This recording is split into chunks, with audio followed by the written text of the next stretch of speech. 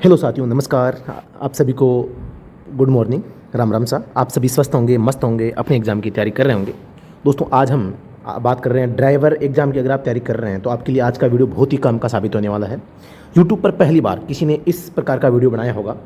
Vehicle dashboard पर किसी ने वीडियो नहीं बनाया। इतनी विस्तार से जानकारी आज मैं आपको यहाँ पर देने वाला हूँ कि आपको सच में लगेगा हाँ, सच में अच्छी जानकारी है। और हर एक चीज़ में हम डीपली ऐसी जानकारी प्राप्त करेंगे जो हर एग्ज़ाम में पूछी जाती है और जिनके बारे में हमें बहुत कम पता रहता है। और हम ये यूट्यूब पर तलाशते रह जाते हैं कि भी ऐसी क्लास कोई ले जिसमें सारी जानकारी दे। तो आज हम सारी जानकारी आपको देने की कोशिश करूँगा। अगर आप ड्राइवर एग्ज़ाम की तैयारी कर रहे हैं तो आप हमारा app study at home download कर सकते हैं प्ले स्टोर से, या वीडियो के डिस्क्रिप्शन में उसका लिंक दिया हुआ है। राज एजुकेशन हेल्प में इसके हेल्पलाइन नंबर भी आपको दिए हुए हैं। आप इन नंबरों पर संपर्क कर सकते हैं। कोई भी सवाल है जहां आपको कंफ्यूज हो रहा है तो आप मुझे व्हाट्सअप कर सकते हैं। आपका स्वागत है, मैं ज़रूर उसका यथासंभव रिप्लाई करूंगा। तो आप ये ऐप डाउनलोड कर ले। मैं अब मैं इस बात करता हूं व्हीकल डैशबोर्ड। व्हीकल डैशबोर्ड कहते हैं कैसे हैं? वाहन डैशबोर्ड लाइट इसको हिंदी में कहते हैं। सबसे पहले हम जानते हैं वाहन के अंदर चालक सीट के आगे साइड में क्लस्टर या डैशबोर्ड बना होता है जिनमें विभिन्न प्रकार की लाइट ऑन ऑफ होती रहती है। तो मैं सबसे पहले आपको डैशबोर्ड दिखा देता हूं। यहाँ पर मैंने आपके लिए डैशबोर्ड को है वो सिलेक्ट किया है। तो आप इसमें देख सकते हैं डैशबोर्ड बना हुआ है। ये होता है इंस्ट्रूमेंट क्लस्टर। इसको दो नाम से पुकारते हैं। एक तो होता है इंस्ट्रूमेंट क्लस्टर, ये भी इसको नाम बोलते हैं। तो आपको एग्जाम में अगर इस प्रकार का नाम आ जाए तो आपको ध्यान रखना है इंस्ट्रूमेंट क्लस्टर आ सकता है, डैशबोर्ड लाइट आ सकता है। तो ये दोनों में से जो भी नाम एग्जाम में पूछे तो आपको दोनों नाम है वो याद रखने हैं। ये कहाँ होता है? चालक सीट के फ्रंट में, जहाँ पर चालक बैठता है उसके फ्रंट साइड में। में जितनी भी प्रकार की लाइटें होती है सबसे पहले उनका मीनिंग जानते हैं। सबसे पहले कि ये कितने प्रकार की होती है। तो डैशबोर्ड लाइटों के प्रकार, लाल लाइट होने पर ये किसका संकेत होती है? यानी कि 3 प्रकार की होती है। सबसे पहला है लाल लाइट। यह है हमारे लिए अंतिम वार्निंग होती है। हमें तुरंत अपने वाहन को रोक देना चाहिए। अगर कोई लाइट है वो लाल इंडिकेट कर रही है या लाल रंग में ऑन हुई है तो इसका मतलब है कि ये वार्निंग है और कोई समस्या आ गई है इस हमारे वाहन में और हमारे वाहन को तुरंत रोक देना चाहिए, नहीं तो कोई बड़ी समस्या उत्पन्न हो सकती है। एक होती है दोस्तों पीले रंग में। पीली लाइट होने पर यह लाइट इस बात का संकेत करती है कि अभी स्थिति सामान्य से गंभीर हो रही है, लेकिन जल्द ही इनमें परिवर्तन आने वाला है। या जो लाइट आपके सामने ऑन हुई है उसके संबंध में वाहन में चेकअप कर लेना चाहिए, यानी कि वाहन की जांच कर लेनी चाहिए। जैसे मैं बात करूं ईंधन टैंक लाइट है वो ऑन होती है तो इसका मतलब है कि लगातार ईंधन खत्म होने जा रहा है, तो आपको जल्दी ईंधन भरवा लेना चाहिए। इंजन ऑयल की लाइट अगर पीली ऑन हो रही है तो इसका मतलब होगा कि इंजन ऑयल है वो लगातार लेवल कम हो रहा है, तो आपको टॉपअप कर लेना चाहिए। यही अगर जैसे मैं बात करूं इंजन ऑयल की लाइट लाल रंग में है तो इसका मतलब है खत्म हो गया है, आपको तुरंत वाहन को रोककर टॉपअप पहले करना चाहिए। अगर आप नहीं करते हैं तो इंजन सीज होने की, इंजन के मतलब कि ओवरहीट होने की संभावना है वो रहती है। तीसरे प्रकार की लाइट है हरी लाइट। अभी मैं आपको सभी प्रकार की लाइट दिखाऊंगा। वाहन में सेल्फ स्टार्टर में चाबी लगाते ही कुछ समय के लिए कई लाइटें हरी होने का संकेत करती है, जिनका मतलब यह होता है कि अभी वाहन के पुर्जे या वाहन सही स्थिति में है और आप लगातार यात्रा कर सकते हैं। यानी कि अगर लाइट रेड है तो आपको वाहन को तुरंत रोकना है और समस्या का समाधान करवाना है। अगर येलो है तो आप कुछ समय यात्रा कर सकते हैं। अगर ग्रीन है तो ये सही होने का संकेत होती है। अब जितनी भी प्रकार की आपकी जो डैशबोर्ड लाइट होती है, जो इंस्ट्रूमेंट क्लस्टर पे जो लाइट होती है, जो इंडिकेटर होते हैं, उनके बारे में हम एक एक करके जानकारी प्राप्त करने वाले हैं। तो सबसे पहले हम देखते हैं, आप देख रहे हैं जैसा कि नाम से हिंदी में और अंग्रेजी में दोनों में नाम दिया है इंजन टेम्परेचर लाइट। बहुत बड़ा कंफ्यूजन स्टूडेंट को होता है कि भी ये टेम्परेचर को तो बता रहा है लेकिन ये किसका टेम्परेचर बताता है? तो मैंने लिखा है ये इंजन का तापमान शो करता है, कूलेंट का नहीं। अब आप कहोगे कि भी बहुत सारी बुक्स में तो कूलेंट का लिखा है, कईयों में इंजन का लिखा है, तो इसका पता कैसे लगाएं? आप ये सपोज करें आपके पास में एक गाड़ी है। क्या है? ये गाड़ी है, इसमें कूलेंट नहीं है। क्या है? कूलेंट नहीं है क्या? कूलेंट। आपने इसको स्टार्ट किया, स्टार्ट करते ही ओवर हीट होगी नहीं क्योंकि अभी अभी ठंडी थी और स्टार्ट किया है। आपने इसको लेके 3 किलोमीटर आप चल दिए। अब ये गाड़ी कहती है कि मैं ओवर हीट हो गई हूँ, यानी कि गर्म हो गई है गाड़ी। क्या हो गई है? गर्म हो गई है। तो भाई गाड़ी में अगर कूलेंट था ही नहीं तो ये फिर टेम्परेचर किसका बताएगा? या तो फिर ये होता कि जैसे गाड़ी में कूलेंट नहीं था तो तुरंत ये ओवरहीट का हो जाता, लेकिन ये तो ओवरहीट होने पे ही इंडिकेटर वो देगा, यानी संकेत देगा, यानी कि गाड़ी गर्म होगी तभी देगा। तो गाड़ी को आपने स्टार्ट किया, कूलेंट था नहीं, फिर भी ये 3 किलोमीटर चलने के बाद अगर इंडिकेट करती है तो इसका मतलब है कि ये इंजन का तापमान बताती है। किसका बताती है? इंजन का तापमान बताती है। अब मैं बात करता हूँ कूलेंट के तापमान की। कूलेंट का तापमान भी इसमें मेन योगदान देता है। कूलेंट का तापमान अगर हाई हो जाता है तो इंजन भी ओवरहीट होगा, और इस स्थिति में ये इंजन के ओवरहीट होने की है वो सूचना ये इंडिकेटर देता है। लेकिन दूसरी बात, कूलेंट एक जगह और काम आता है। कूलेंट अगर गर्म होता है, जैसे मैं बात करूँ गाड़ी आपने स्टार्ट की, कूलेंट 85 डिग्री सेंटीग्रेड तक है वो गाड़ी के जो इंजन का टेम्परेचर है उसको बनाए रखने का काम करता है, उसे हम कहते हैं कार्यकारी तापमान। अभी कार्यकारी तापमान क्या होता है? जिस पर इंजन काम करता है। कार्यकारी तापमान उसे कहते हैं जिस पर इंजन काम करता है। जैसे मैं बात करूं, कोई भी इंजन है वो अगर 80 डिग्री सेंटीग्रेड तक अगर तापमान रखता है तो वो एकदम सही ढंग से काम करेगा। 80 डिग्री से अगर ये माना कि 20 डिग्री टेम्परेचर इंजन का है तो वो बहुत कम, थोड़ा सा मतलब उसके लिए समस्या होगी, 50 पे भी होगी, 60 पे भी होगी। जैसे 80 पर आएगा तो 80 पर वह एकदम बेहतरीन काम कर सकता है इंजन। इसके अलावा मैं बात करता हूं, ये जो कार्यकारी तापमान होता है जिस पे इंजन अच्छा काम कर सकता है, तो इसलिए यहाँ पर एक थर्मोस्टेट लगाया जाता है। क्या लगाया जाता है? थर्मोस्टेट। ये थर्मोस्टेट क्या करता है? जो कूलेंट होता है, कूलेंट के टेम्परेचर को से ये कनेक्ट रहता है। जैसे ही कूलेंट का तापमान 85 डिग्री सेंटीग्रेड से ऊपर बढ़ता है तो ये थर्मोस्टेट एक्टिव कर देता है किसको? रेडिएटर प्रणाली, यानी कि शीतलन प्रणाली को। और ये शीतलन प्रणाली इंजन का टेम्परेचर जो 85 से ज़्यादा जाने लगा है उसको वापस कम करने लगेगा। जैसे ही टेम्परेचर वापस घटता हुआ 80 या 85 के आसपास आ जाएगा तो ये थर्मोस्टेट है इस मतलब कि रेडिएटर प्रणाली को फिर से इनएक्टिव कर देगा। तो इस प्रकार से ये सिस्टम है चलता रहता है। तो थर्मोस्टेट के बारे में आपको ध्यान रखना है, ये 85 डिग्री सेंटीग्रेड पर रेडिएटर प्रणाली को एक्टिव करता है। और ये जो कूलेंट है इसमें थर्मोस्टेट कूलेंट के टेम्परेचर के सिद्धांत पे काम करता है, यानी कि कूलेंट का जो टेम्परेचर होगा वो थर्मोस्टेट है ज्ञात करेगा कि भी जैसे ही कूलेंट का टेम्परेचर 85 से ज़्यादा जाएगा वो तुरंत है थर्मोस्टेट रेडिएटर प्रणाली को एक्टिव है वो कर देगा। लेकिन जो ये इंजन चेक, जो इंजन टेम्परेचर लाइट है ये इंजन का है वो टेम्परेचर बताती है। तो मैंने ये सारी चीज़ें आपको बताने की कोशिश की है, आपको समझ में आ गई होगी ये मैं समझता हूँ। नेक्स्ट पे हम बात करते हैं, यहाँ पर आप देखते हैं मैंने नाम लिखा है ट्रांसमिशन टेम्परेचर लाइट, यानी कि ट्रांसमिशन। आप जैसे देख रहे हैं गोला बना हुआ है, इसके चारों ओर ये मतलब इस प्रकार के दांते बने हुए हैं, मतलब गियर बना हुआ है। गियर के अंदर दोस्तों यहाँ पर एक टेम्परेचर बताने वाला इंडिकेटर है। तो मतलब क्या है?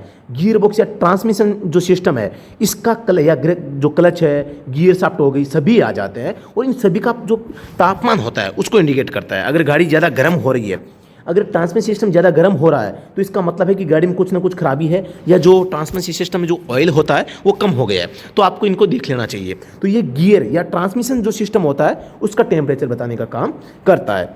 यहाँ पर आप देखते हैं एक संकेत है जिसका मैंने नाम लिखा है टायर प्रेशर लाइट।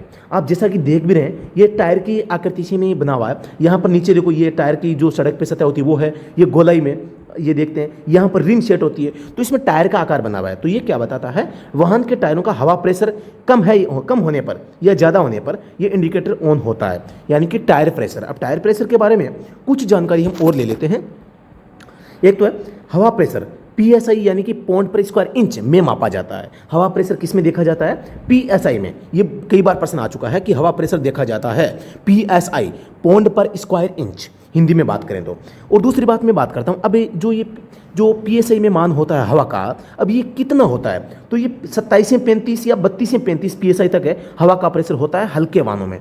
इसमें हल्के वाहनों में, जैसे ट्रक है, अब ट्रक में लगभग 120 से 200 के मध्य ये PSI इसका मान हो सकता है। जैसे मैं बात करूँ कोई बड़ी गाड़ी है, ये मीडियम व्हीकल है, मीडियम व्हीकल में 80 पौंड तक हो सकता है। तो ये अलग अलग गाड़ी के हिसाब से होता है, लेकिन आपको यहाँ पर सबसे ज़्यादा जरूरी है लाइट मोटर व्हीकल के बारे में जानकारी प्राप्त करना। तो जानकर यहाँ पर आपको देखो कंफ्यूज नहीं होना है। ऑप्शन में अगर 27 से 35 है और 32 से भी 35 है तो आप ऑप्शन कौन सा करोगे? आप ऑप्शन 32 से 35 वाला करोगे, ठीक है। क्योंकि लगभग जो PSI का मान होता है हल्के मोटर वाहनों में वो 35 के आसपास होता है, ठीक है। तो आपको 27 में नहीं जाना, 32 से 35 भी जाना है। अगर इन दोनों में से दोनों नहीं आएंगे, एक ही आएगा, इस बात का भी आप ध्यान रखें। अगर 25 से 35 आता है, एक आता है 27 से 35, तो आप 27 से 35 वाला करोगे, इस बात का भी आपको ध्यान में रखना है। जो 35 के नज़दीक रहेगा उसी को करना है, जो नज़दीक रहता है उसी को करना है। अब इसमें 27 से 35 और 32 से 35 में से नज़दीक कौन सा है? 32 से 35, तो आपको ये करना है। अब मैं बात करता हूँ प्रेशर गेज से हवा का प्रेशर पता किया जाता है। हवा का प्रेशर किससे ज्ञात करते हैं? प्रेशर गेज से। अब एक होता है कंप्रेसर। लोग इसमें कंफ्यूज हो चुके हैं कि क्या तो प्रेशर गेज होगा, कौन सा कंप्रेसर होगा। कंप्रेसर है वो हवा को कंप्रेस करके एक टंकी में स्टोर करने का काम करता है, यानी कि वहाँ पर दबा के रखेगा, जैसी आवश्यकता होगी हम वाल्व खोलेंगे और हवा भर लेंगे। तो कंप्रेसर होता है जिसे हवा भरते हैं, वो प्रेशर गेज होता है जिसे हम प्रेशर देखते हैं। तो आपको इन दोनों में अंतर करना है। टायरों में हम नाइट्रोजन मिश्रित हवा भरवाते हैं, सबसे बेस्ट शुद्ध हवा होती है नाइट्रोजन। अब मैंने कहा कि यहाँ भी नाइट्रोजन, यहाँ भी नाइट्रोजन, तो आप सबको क्यों पता है कि वातावरण में 78% नाइट्रोजन की मात्रा है। अब आप कंप्रेसर से हवा एकत्रित करोगे तो इसमें नाइट्रोजन तो क्या है, लाजमी है कि ये आएगी।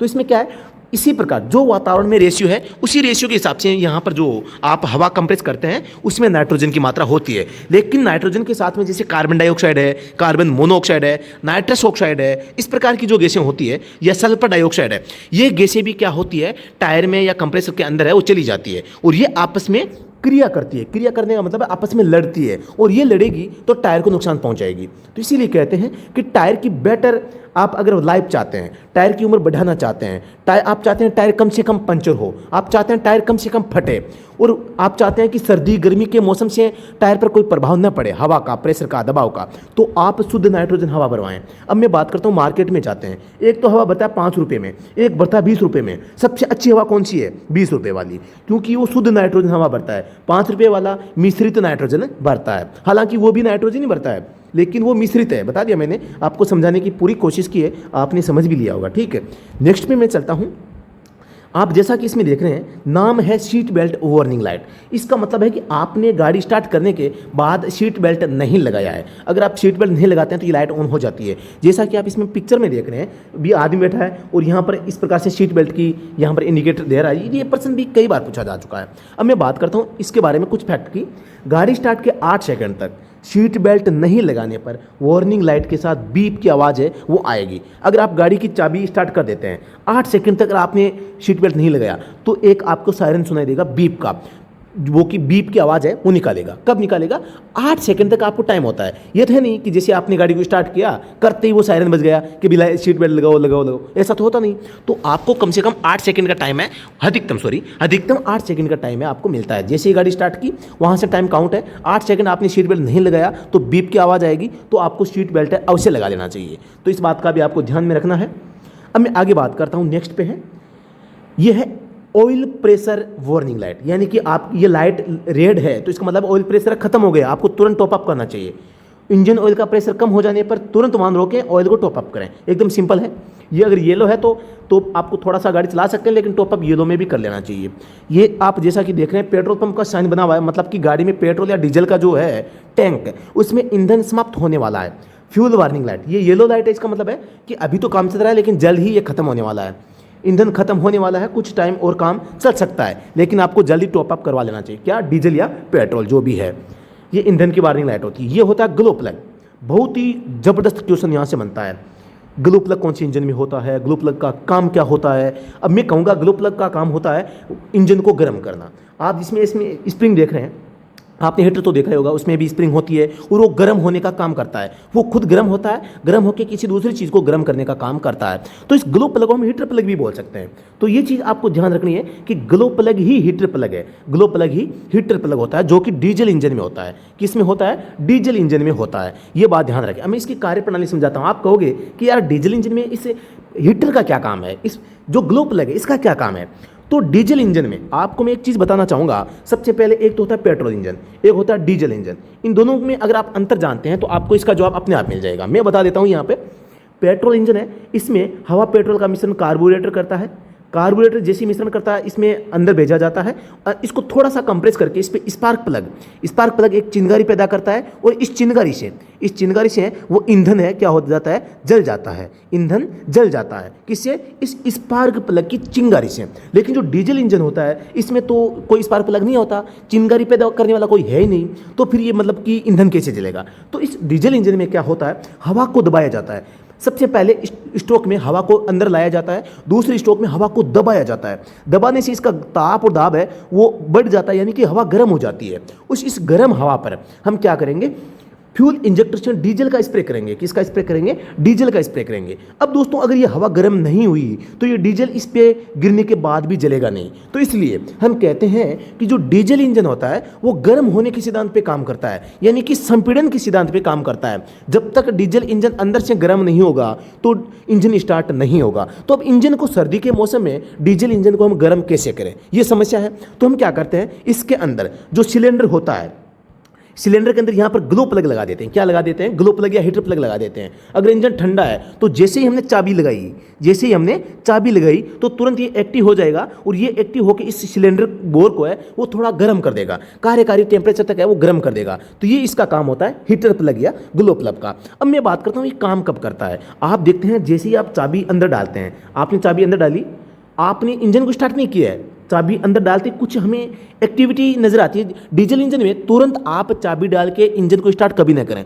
आपको चाबी डाल के एक बार घुमा के, यानी कि जैसी एक्टिव हो जाए गाड़ी का जो सेल्फ है वो एक्टिव करने के लिए हम क्या करते हैं, उसे 10 सेकंड 15 सेकंड के लिए होल्ड करते हैं। अगर आप ऐसा करते हैं तो बहुत अच्छी बात है, अगर नहीं करते हैं तो आपको करना चाहिए, विशेष रूप से सर्दी के मौसम में, क्योंकि डीजल इंजन में चाबी डालते ही एक बार उसको घुमाएंगे तो उस स्थिति में वो इंजन वो एक्टिव हो जाएगा। एक्टिव कैसे होगा? ग्लो प्लग काम करेगा और इंजन को तापमान है वो बढ़ा देगा। तो उस स्थिति में क्या है, गर्म तापमान पर हवा है उसको दबाया जाएगा, हवा को दबाने पर उसका तापमान और दाब है वो बढ़ जाएगा। बढ़ने पर डीजल की उसके ऊपर फुहार की जाएगी, किससे? फ्यूल इंजेक्टर से। और अगर गर्म हवा पर हम डीजल की फुहार करेंगे तो ये अपने आप है इस इस गर्मी के कारण, इस हाई टेम्परेचर के कारण है वो कि जल जाएगा। अभी टेम्परेचर कितना होता है? ये लगभग 300 से 350 डिग्री सेंटीग्रेड का तापमान होता है। इसलिए अब इतना हाई टेम्परेचर है, जब ये डीजल जलेगा, जलने के बाद इसका टेम्परेचर 800 से 1000 डिग्री सेंटीग्रेड तक हो जाता है। तो इतना हाई टेम्परेचर सहन करने के लिए हम कहते हैं कि भी डीजल इंजन को मजबूत होना पड़ेगा।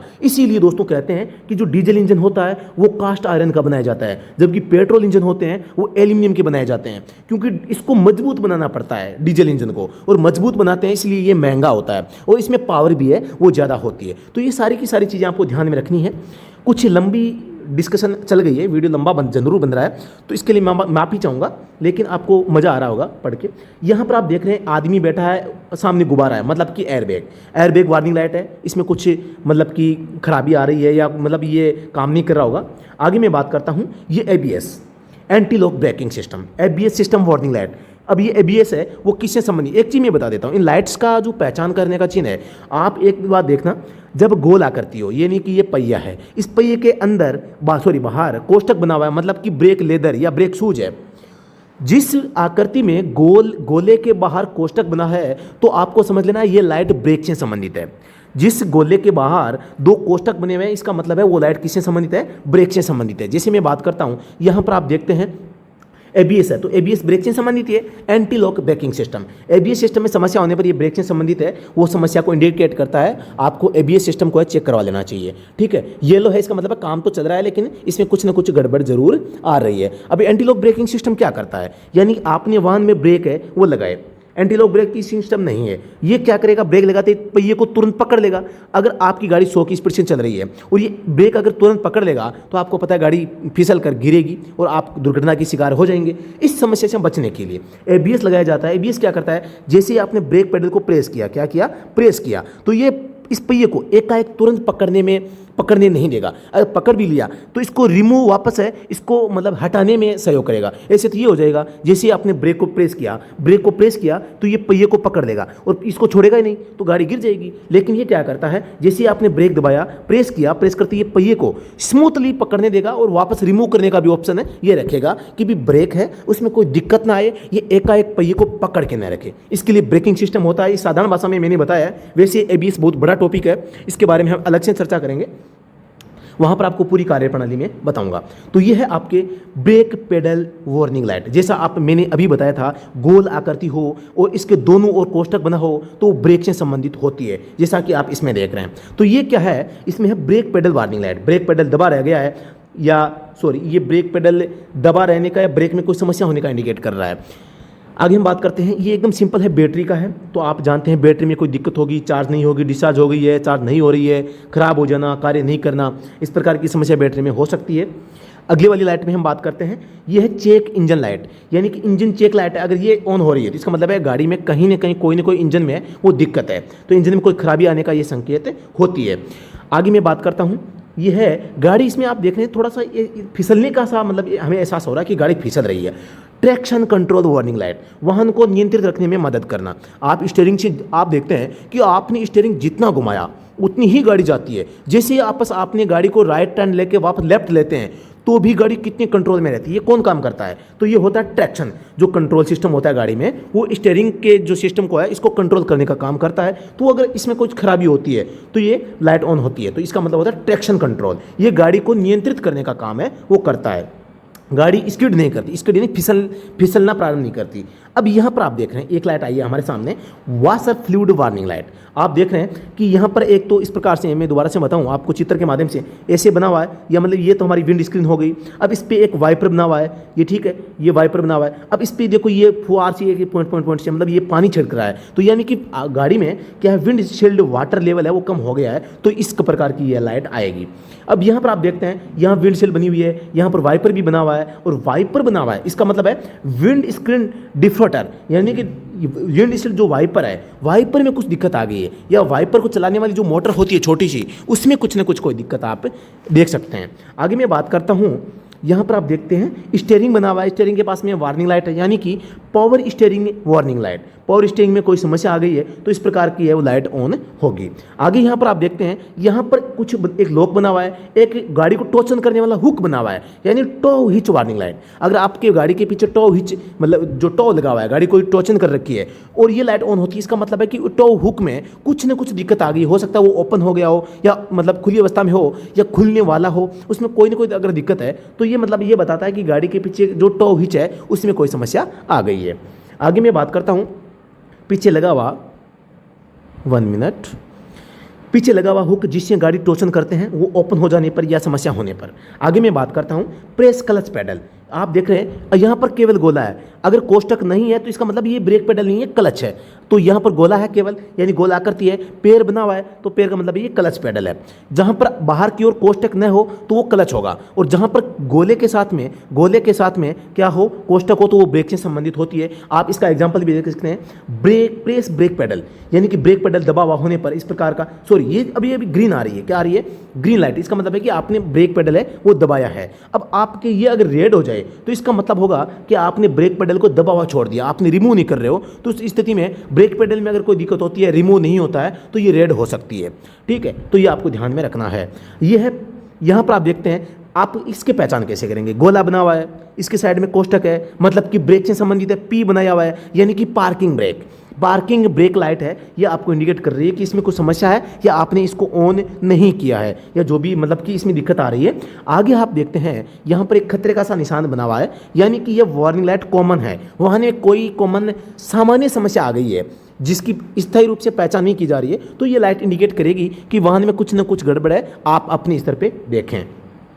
आप इसमें देखते हैं त्रिभुज में क्या बना हुआ है, गाड़ी बनी हुई है, तो ये क्या इंडिकेट करती है, अदर व्हीकल्स डिस्टेंस वार्निंग, दूसरे वाहनों से दूरी बहुत कम होने पर। आप यानी कि यहाँ पर चल रहे हैं और दूसरी गाड़ी यहाँ पर चल रही है, यहाँ पर मात्र 10 मीटर की दूरी है, तो ये इंडिकेटर आपको बताएगा कि आप किसी दूसरी गाड़ी के बहुत नज़दीक गाड़ी चला रहे हैं। इसे हम कहते हैं टेल गेटिंग, यानी कि किसी दूसरे वाहन के जो आगे चल रहा है उसके बहुत नज़दीक खतरनाक तरीके से गाड़ी चलाना टेल गेटिंग कहलाता है। क्या कहलाता है, टेल गेटिंग कहलाता है। तो ये चीज़ें आपको हर एक चीज़ है वो ध्यान में रखनी है। तो यहाँ पर ये लाइट क्या बता रही है कि भी आप इतनी नज़दीक गाड़ी न चलाएं, ये आपके लिए नुकसानदायक हो सकता है, ये इंडिकेटर बता रहा है। अब यहाँ पर आप देखते हैं गोल आकृति बनी हुई है, कोष्टक बना हुआ है, मतलब ब्रेक से संबंधित है, अंदर फ्लूइड है, मतलब कि ब्रेक ऑयल की बात कर रहा है। येलो है, ब्रेक ऑयल कम होने, .3 और .4 जो ग्रेड का ऑयल है वो इसमें काम आता है।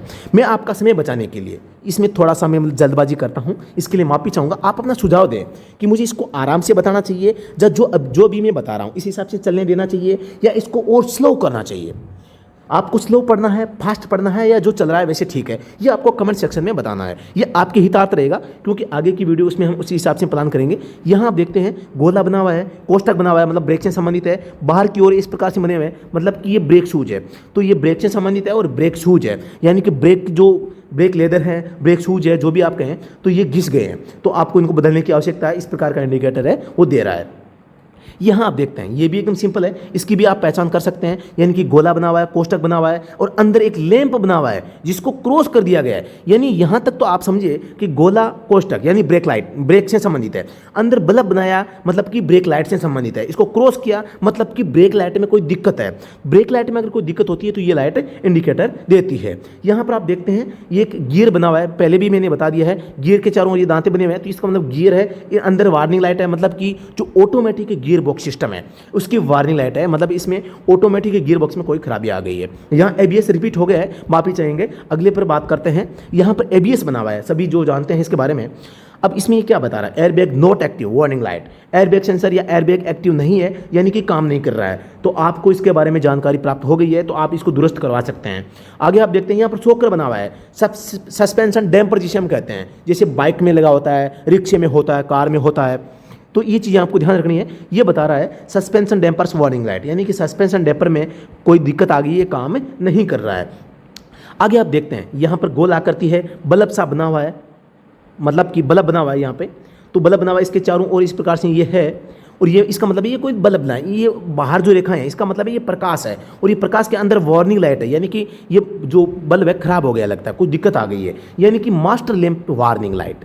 आगे वाले देखते हैं, यहाँ पर केवल गोला है, यहाँ अंदर कुछ नहीं बनाया हुआ, और यहाँ पर भी इस प्रकार से बनाया हुआ है, और येलो है, मतलब कि जो साइड लाइट होती है, साइड में जो इंडिकेटर होते हैं उनमें कुछ अगर कोई दिक्कत है तो इनमें आपको येलो लाइट देखने को मिलेगी। ये सभी जानते हैं, साइड इंडिकेटर आप अगर ऑन करते हैं तो ये टर्न सिग्नल लाइट का इंडिकेटर होता है। अब मैं आपको एक चीज़ बताता हूँ, यहाँ पे अगर आपको इस प्रकार का डी सा नजर आए, डी बना हुआ, और यहाँ पर इसका मतलब है ये लाइट है, और लाइट में आप अगर इस प्रकार की तिरछी लाइनें देखते हैं तो इसका मतलब है कि ये नीचे की ओर जा रही है, मतलब कि लो बीम की ओर इंडिकेट कर रही है।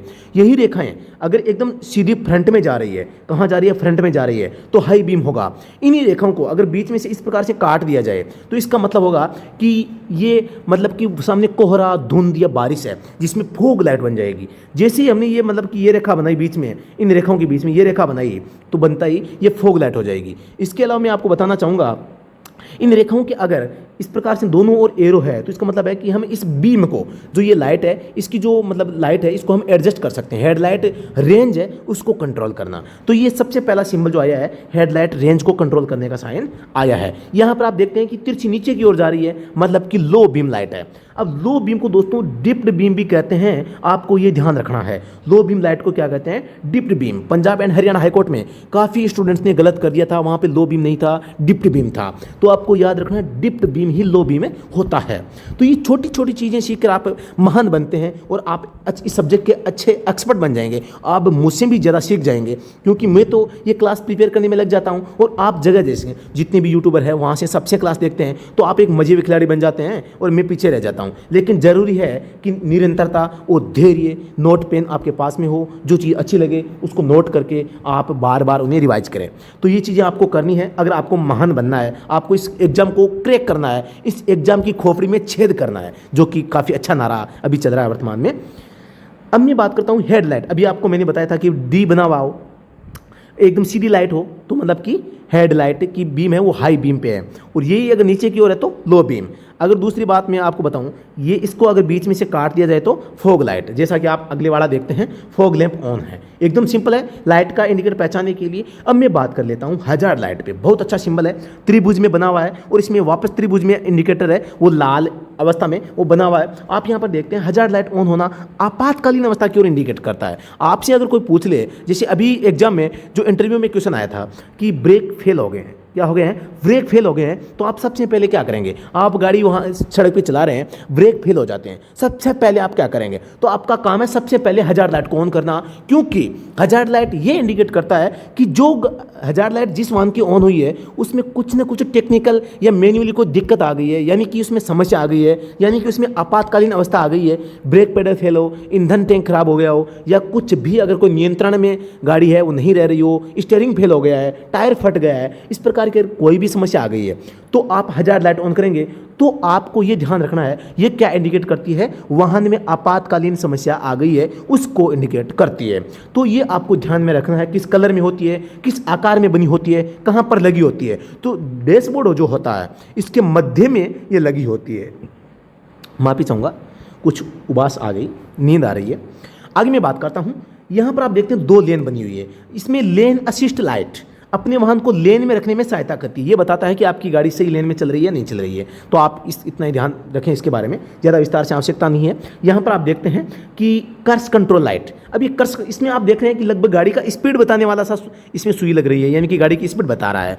तो इसका मतलब क्या है, और इस पर एक एरो भी बना दिया, गोल आकृति, यहाँ पे इसको स्पीड नियंत्रण कर दिया गया, एरो भी बना दिया गया कि यहाँ फिक्स कर दिया, किसको, स्पीड को फिक्स कर दिया। इस प्रकार का हमें इस संकेत से पता चल रहा है। अब ये कर्स कंट्रोल क्या होता है, यानी आप लंबी यात्रा पे जा रहे हैं, बड़ी सड़क है जहाँ पर आप जिधर जा रहे हैं केवल उधर में, यानी कि आने का रास्ता अलग है, जाने का अलग है, तो आपको सामने से कोई बाइक लाएगा नहीं। तो उस स्थिति में आप क्या करते हैं, लगातार अगर आप एक्सीलरेटर पैर से दबाए रखते हैं तो आपका पैर थक जाता है। मैं बता देता हूँ, 3 प्रकार के पेडल होते हैं, ABC जिसे हम नाम से पुकारते हैं। सबसे पहला होता है एक्सीलेटर, नंबर 2 ब्रेक और C क्लच। तो एक्सीलेटर पर आप लगातार पैर रखते हैं तो पैर है उसमें दर्द होने लगता है। अपने पैर को रिलीफ देने के लिए, अपनी गाड़ी को एक फिक्स मतलब स्पीड पर चलाने के लिए एक कर्स कंट्रोल का सिस्टम होता है, यानी कि आपकी गाड़ी ब्रेक पेडल दबा हुआ है, आपने दबा दिया है और गाड़ी 80 किलोमीटर की स्पीड से वो चल रही है। दोबारा से बता देता हूँ, गाड़ी 80 से चल रही है और आपने इस कर्स कंट्रोल सिस्टम को ऑन कर दिया। ये स्टीयरिंग के पास में एक स्विच होता है, उसको ऑन करना होता है। जैसे ही आपने इसको ऑन किया, अब गाड़ी आप अगर पैर हटा भी लेते हैं एक्सीलेटर से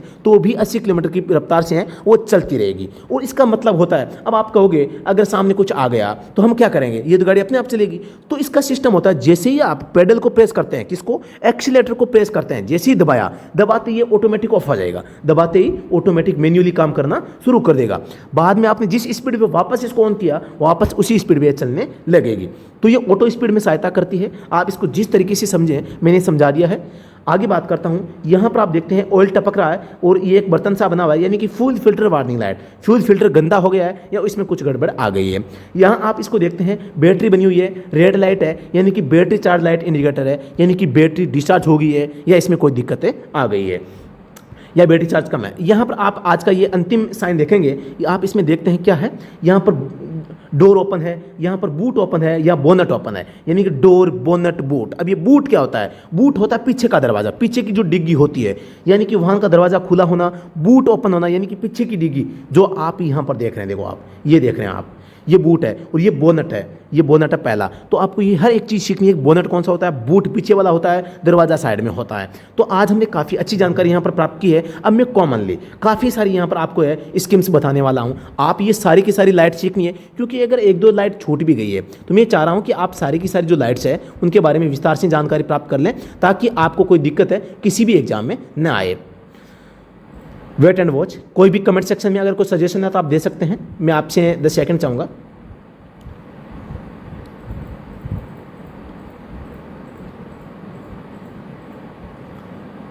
पानी पी लेते हैं, आप सोच रहे हैं टाइम वेस्ट कर रहे हैं। तो हाँ, अब हम शुरू करते हैं। सबसे पहली लाइट पे हम चलते हैं। आपको लाइट दिख रही होगी, मैं इसको जूम कर लेता हूँ। चलो हम फटाफट पढ़ेंगे, इसमें केवल नाम बताऊँगा मैं। आप इसमें देख रहे हैं ये लाइट कौन सी है, कहाँ चला गया, हाँ ठीक है, वीडियो चल रहा है और इसमें अच्छा ये हो गया। सबसे पहली लाइट आप देखते हैं, ये क्या है, फॉग लाइट है। आप देख रहे हैं नंबर 2 कौन सी लाइट है, फॉर स्टीयरिंग लाइट है। नंबर 3 देखते हैं। अब इसमें देखो डी बना हुआ है, डी बना हुआ है और ये बीम भी बनी हुई है, इसको काट दिया, मतलब ये है तो फॉग लाइट, लेकिन पीछे मतलब कि पीछे की फॉग लाइट है। आप सबको पता है पीछे भी फॉग लाइट होती है, पीछे का दृश्य देखने के लिए या पीछे प्रकाश, पर्याप्त प्रकाश हो इसके लिए, ताकि पीछे ऐसे आने वाले वाहनों को भी आपका वाहन दिख सके। तो ये पीछे वाला फॉग लाइट है। आप इसमें आगे देखते हैं, ये आप सबको पता है कि वाशर जो फ्लूइड लो है इसका इंडिकेटर है। यहाँ पर आप देख रहे हैं गोला बना हुआ है, बाहर की ओर लेदर बने हुए हैं, यानी ब्रेक पैड वार्निंग लाइट है। यहाँ पर आप कर्स कंट्रोल को देखते हैं, अभी मैंने बताया, ये आपके इंडिकेटर को बताता है। इस प्रकार से मैं 8 नंबर को बताता हूँ। 8 नंबर क्या है, 8 नंबर है rain and light sensor, rain यानी बारिश का सेंसर है। 9 नंबर आप देखते हैं, ये है विंटर मोड, यानी कि आप सर्दी के मौसम में गाड़ी चलाते हैं, गाड़ी के अंदर कुछ इस प्रकार की व्यवस्था होती है कि बाहर से हवा अंदर आए, तो आप उनको बंद कर देते हैं। इसका मतलब है कि सर्दी का मौसम है, तो ये विंटर में आप जो है इनको ऑन करते हैं, विंटर हो गया। 10 नंबर की मैं बात करता हूं तो 10 नंबर आपकी इन्फॉर्मेशन इंडिकेटर हो जाएगा। और मैं 11 नंबर की बात करता हूं, 11 नंबर आप देख रहे हैं, 11 नंबर आपको ग्लो प्लग नजर आ रहा है। 12 नंबर में बात करूं तो फ्रॉस्ट वार्निंग हो गया। 13 नंबर में बात करता हूं, 13 नंबर है आपके ignition switch warning, ignition switch warning, जैसा कि आप इसमें इग्निशन देख रहे हैं। 14 नंबर में बात करता हूँ की नॉट इन व्हीकल, गाड़ी में चाबी नहीं है। और आप 15 नंबर की बात करते हैं key fob battery low, key fob battery low, गाड़ी जो में बैटरी है वो लो हो गई है। 16 नंबर की मैं बात करता हूँ तो ये डिस्टेंस वार्निंग है, यानी कि आपके दो वाहनों के बीच में जो डिस्टेंस होती है। आप 17 नंबर देखते हैं, प्रेस क्लच पेडल है। 18 नंबर प्रेस ब्रेक पेडल है। और 19 नंबर की मैं बात करता हूं तो ये स्टीयरिंग लॉक वार्निंग है। 20 नंबर की बात करता हूं मेन बीम हाईलाइट है। और 21 नंबर की बात करता हूं तो ये टायर प्रेशर लॉ है। 22 नंबर साइड लाइट इन्फॉर्मेशन है। और 23 नंबर एक्सटीरियर लाइट फॉल्ट है।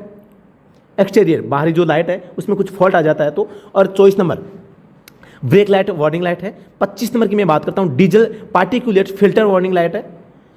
आगे मैं 26 नंबर की बात करूँ trailer tau heat warning light है, एकदम सिंपल है। 27 नंबर की मैं बात करता हूँ तो ये एयर सस्पेंशन वार्निंग लाइट है, एयर सस्पेंशन जैसा कि एरो से नजर आ रहा है, आप देख रहे हैं। 28 नंबर की मैं बात करता हूँ तो 28 नंबर ये लेन डिपार्चर वार्निंग लाइट है। नंबर 29 की मैं बात करता हूँ तो ये कैटेलिक कन्वर्टर वार्निंग लाइट है, बहुत अच्छा है, जो साइलेंसर सिस्टम से लगा होता है तो ये कैटेलिक कन्वर्टर होता है। 30 नंबर की मैं बात करता हूँ तो 30 number seat belt not on, यानी कि ये अभी ऑन अवस्था में नहीं है, ये पार्किंग ब्रेक के की ओर इंडिकेट करता है। पार्किंग असिस्ट की बात करता हूँ मैं नंबर 31, यानी कि parking brake light. Number 32 battery या अल्टरनेटिव वार्निंग, बैटरी या जो अल्टरनेटिव वार्निंग लाइट है वो ये होती है। वो 33 नंबर की बात करता हूँ तो ये पार्किंग असिस्ट होता है, यानी कि पार्क करने में आपकी मदद करता है, यानी कि पीछे अगर कुछ दिक्कत आ जाती है पार्क करते समय तो ये लाइट इंडिकेट आपको करती है कि भाई कुछ दिक्कत आ रही है, आप अपनी सावधानी बरतें। 34 नंबर की मैं बात करता हूँ तो यहाँ पर एक पाना यानी जो स्पेनर बना हुआ है, यानी कि सर्विस रिक्वायर्ड है, गाड़ी को आवश्यकता है सर्विस की।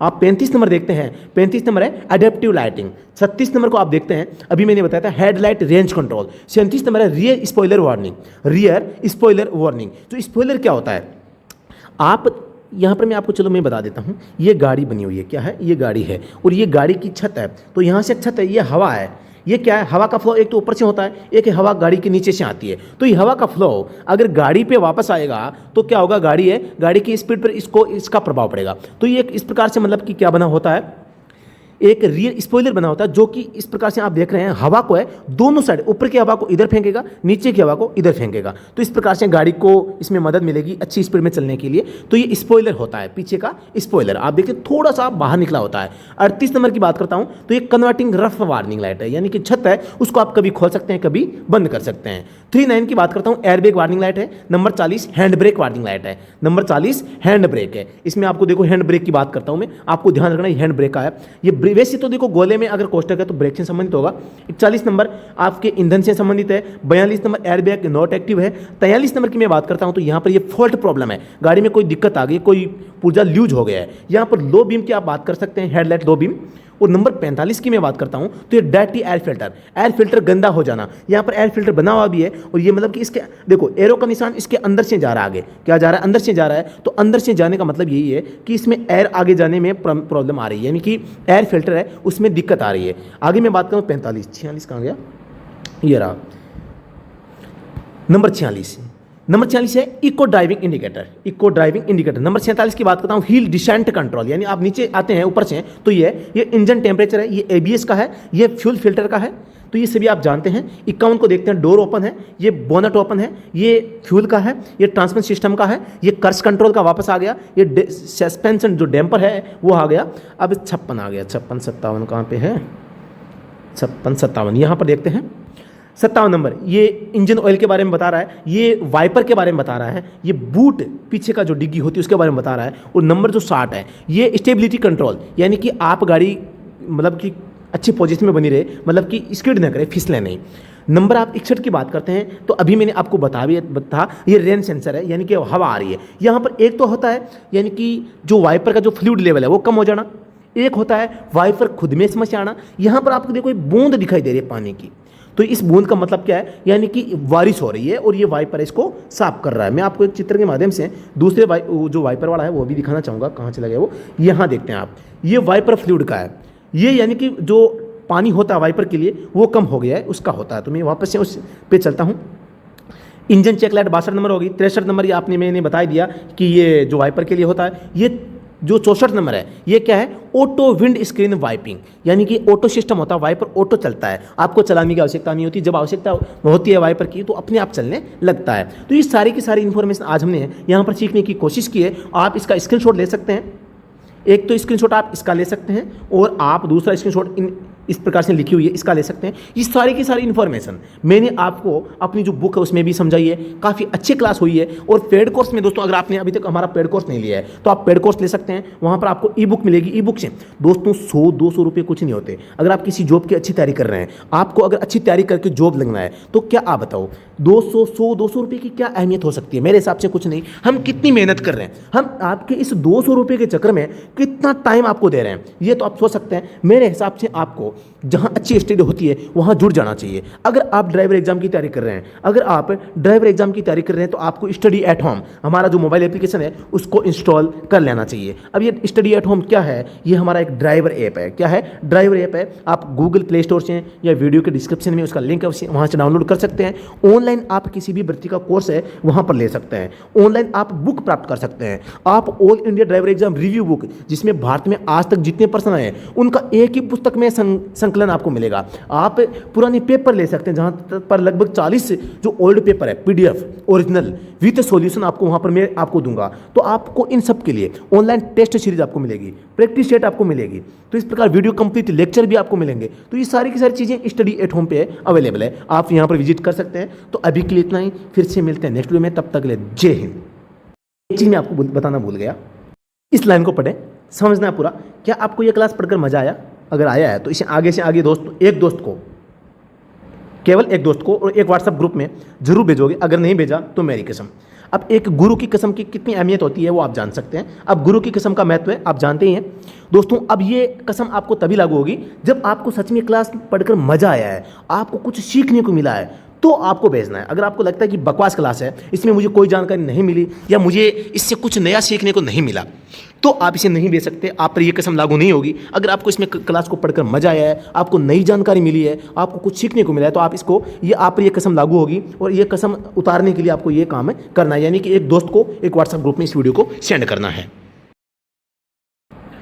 Delhi police driver online course, लक्ष्य पाने के लिए सबसे जरूरी सही मार्गदर्शन, उपयुक्त संसाधन जिनसे हम अपना लक्ष्य प्राप्त कर सकते हैं, उसका उचित चुनाव सबसे ज़रूरी होता है। उसका चुनाव करना आप ही के हाथ में है। जांचें, परखें और सही संसाधनों का चुनाव करें। भारत का एकमात्र ऐसा ड्राइवर ऐप जो केवल सरकारी ड्राइवर भर्तियों की ही तैयारी करवाता है। अगर आपका सपना है सरकारी ड्राइवर बनना, करना चाहते हैं अपने सपनों को साकार, तो आज ही हमारे ऐप के साथ में जुड़ें। ऑनलाइन घर बैठे तैयारी हम करवाएंगे।